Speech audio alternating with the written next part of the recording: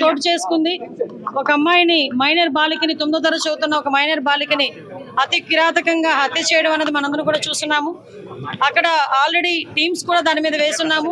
SP గారితో నేను information తెలిసిన వెంటనే ఎస్పీ గారితో నేను మాట్లాడి పొజిషన్ ఏంటని కూడా కనుక్కోవడం జరిగింది. విషయం ఏంటంటే ఏదైతే ఒక అమ్మాయి ఇంతకు ముందు ఆ అమ్మాయిని ఇబ్బంది పెట్టి పోక్సో చట్టం ద్వారా అబ్బాయి జైలుకి కూడా వెళ్ళాడు. మొన్న రిమాండ్ కూడా పంపించారు. మొన్న రీసెంట్గా ఒక 15 రోజుల క్రితం అతను జైలు నుంచి బెయిల్ మీద బయటకు వచ్చాడు. వచ్చిన తర్వాత అమ్మాయిని హత్య చేయడం జరిగింది. దానికి సంబంధించి ఇంచుమించుగా 18 పేజీల వాంగ్మూలం కూడా ఇంచుమించు వాంగ్మూలం ఒక లెటర్ కూడా పెట్టున్నాడు అక్కడ. అతనైతే ఇప్పుడు మనకి పరారులో ఉన్నాడు. ఎట్టి పరిస్థితుల్లోని కూడా పోలీస్ డిపార్ట్మెంట్ అంతా కూడా సుమారుగా 8-9 బృందాలు కూడా ఏర్పాటు చేయడం జరిగింది.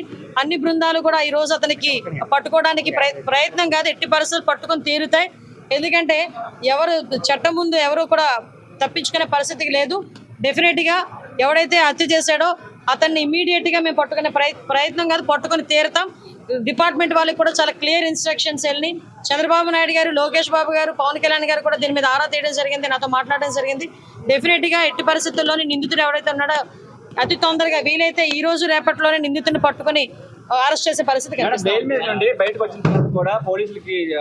కొన్నిసార్లు వెనక పడుతున్నారని చెప్పేసి ఫిర్యాదు చేయడం జరిగింది. అయినా సరే పట్టించుకోలేదు. లేదమ్మా, కంపల్సరీగా నిజంగా అదే కనుక జరిగితే నిజంగా అమ్మాయి దగ్గర నుంచి కంప్లైంట్ వెళ్ళి ఆ పోలీసులు కనుక పట్టించుకోలేదన్న సంగతి తెలిస్తే డెఫినెట్గా ఏ పోలీస్ అయితే ఆ పోలీస్ మీద చర్యలు తీసుకుంటాం. అందులో అక్కడెక్కడా కూడా బ్యాక్ స్టెప్ వేసే పరిస్థితి లేదు.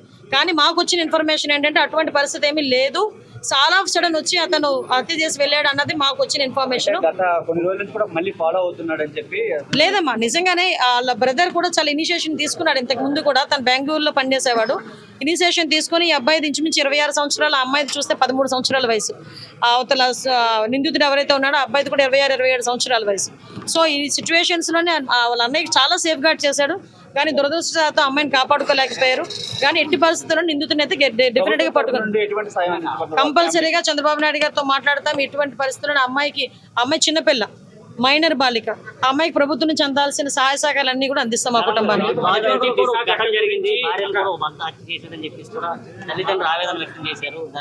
అమ్మ విషయం ఏంటంటే మేము చాలా సందర్భాల్లో చెప్పున్నాము.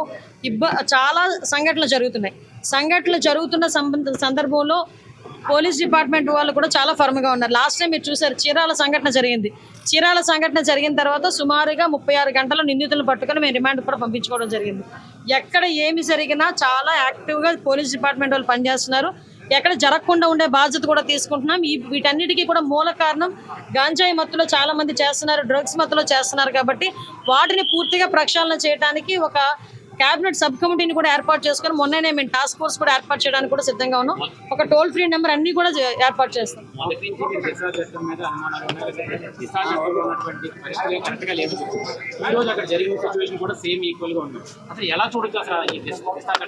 దిశ చట్టమే లేదండి. చట్టం లేని దాని గురించి మీరు మాట్లాడుకోవడం అనవసరం. ఫస్ట్ థింగ్, దిశ చట్టం అనేది లేదు కాబట్టి దిశ చట్టం గురించి మాట్లాడుకోవాల్సిన అవసరం లేదు.